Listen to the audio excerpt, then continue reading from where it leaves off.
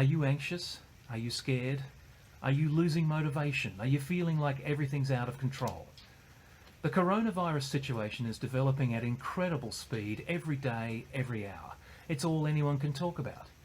Many of us are feeling overwhelmed by all the information, the rapid changes, the panic buying, the arguing and the blaming. Meanwhile, we're stuck in isolation. Life is suddenly so very different, and we feel like everything is out of control. There's the key word, control. How much or how little control do you feel like you have over your life right now?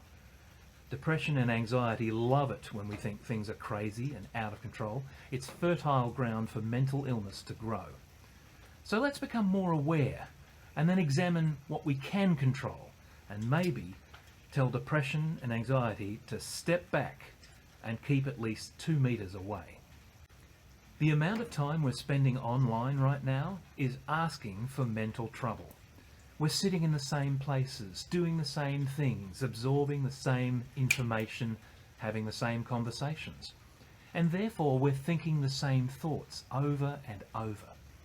I said in another video that what we repeat to ourselves is what we will get more of. What are you thinking over and over? How is this situation affecting you? Are you motivated to exercise and eat better, be kind and spread love, do practical things? Or are you feeling less motivated and feeling that heavy weight in your thinking that tells you to stay sitting or lying down, tells you to eat and drink for comfort, tells you everything is gloomy? Right now, whether you know it or not, you've set up barriers for yourself to cope with the negativity and the anxiety and the fear. What are those barriers? If you're scrolling through social media for hours or eating mindlessly instead of mindfully, maybe drinking lots of alcohol, you're putting up barriers that you feel will keep hurtful things out. You're behind walls that make you feel protected or make you feel numb. But those walls can also keep all the negative thoughts and emotions inside. That's how depression works. Depression comes about from using defense mechanisms as permanent barriers. So does anxiety. Many people are arguing online, arguing about political stuff especially, looking for someone to blame. Guess what they'll find? More stuff to argue about and more negativity. Why do people argue so much online? It's pretty simple. It provides an illusion of having control over something. Only an illusion. Because arguing all the time, trying to be right all the time, trying to feel superior, they're defense mechanisms. They're barriers trying to keep old pain away.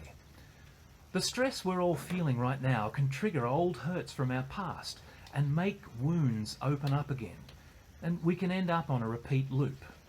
We have to change things. We have to deliberately and mindfully change how we think and what we do. If you think you suck, stuff that sucks will keep happening to you. That's why nobody has magically got over depression just like that. Being caught in a loop of depressive thoughts means depression will stay. If you think nothing will get better, you're right, nothing will get better. I used to think depression would control me for the rest of my life. I was right, until I changed my thinking, until I took control of what I think right now. I've mentioned the keyword control. Control goes hand in hand with right now, because right now is what is most important. Depression is about stuff that happened in the past. So many of us with depression wish we could change what's happened.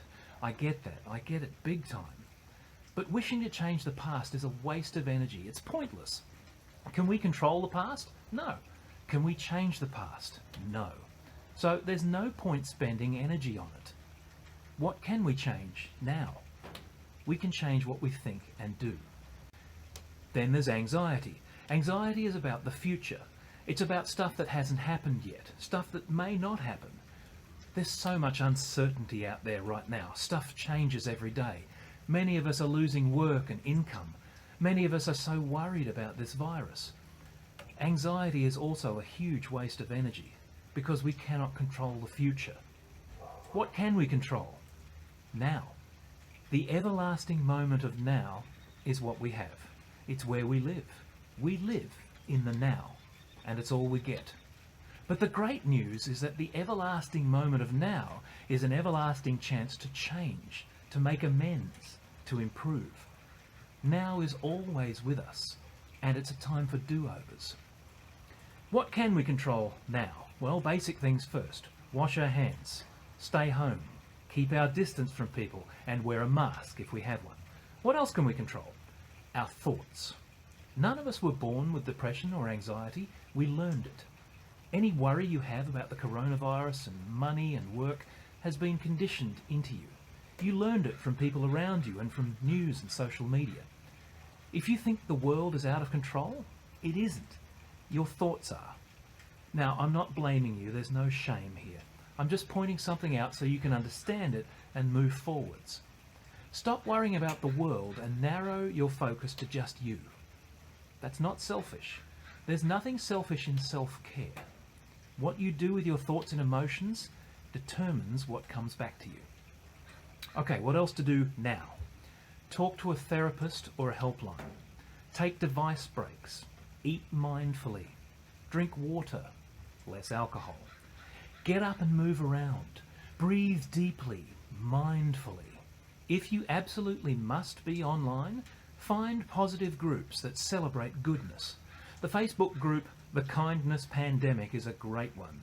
There's a link in the description below the screen. Here's a big one though. Meditate. Meditation is about being in the moment of now. Guided meditation will help you breathe, rebalance, settle your thoughts and find your center. You don't need a religion, you don't need anything other than an open mind and just taking time each day for you. Do it first thing in the morning. Don't reach for your device right away and let your mind start racing. You time comes first. What else to help you feel better right now? Talk to people. Not text. Text is terrible for connecting. It's great for functional communication. Get on the phone and hear a voice, or get on video chat to see and hear people. Disconnecting from interaction, staring at a screen all day, will make your state of mind worse. Don't use a screen as an escape so much. A little escapism is okay, but not all day and all night. Help others. Do some grocery shopping for people who can't get out. Volunteers are needed desperately. Helping those people will make you feel like you're contributing. Check in on your neighbours. Exercise. Improve yourself. Teach yourself to enjoy feeling alive from exercise and be grateful. Get fresh air. Go outside those walls that are a physical barrier for you. Go for walks. At the very least, get outside at 7 o'clock every night and clap for healthcare workers everywhere. Clean your home, clean your fridge, fill it with nutritious foods. Learn to cook. Above all, tell yourself over and over what you would tell somebody else who is stressing out. Say it kindly without judging. If somebody else deserves kindness, so do you. Now, none of this will be easy. We have to work at it and work hard, over and over. Repeating the good stuff is the way to better mental health. However long you've dealt with depression and anxiety, you need to spend just as long reprogramming your mind. I know, depression started for me in 1982, and I've done a lot of work. Keep at it. I believe in you. You can do this. We can keep anxiety and depression 6 feet back from us, right now.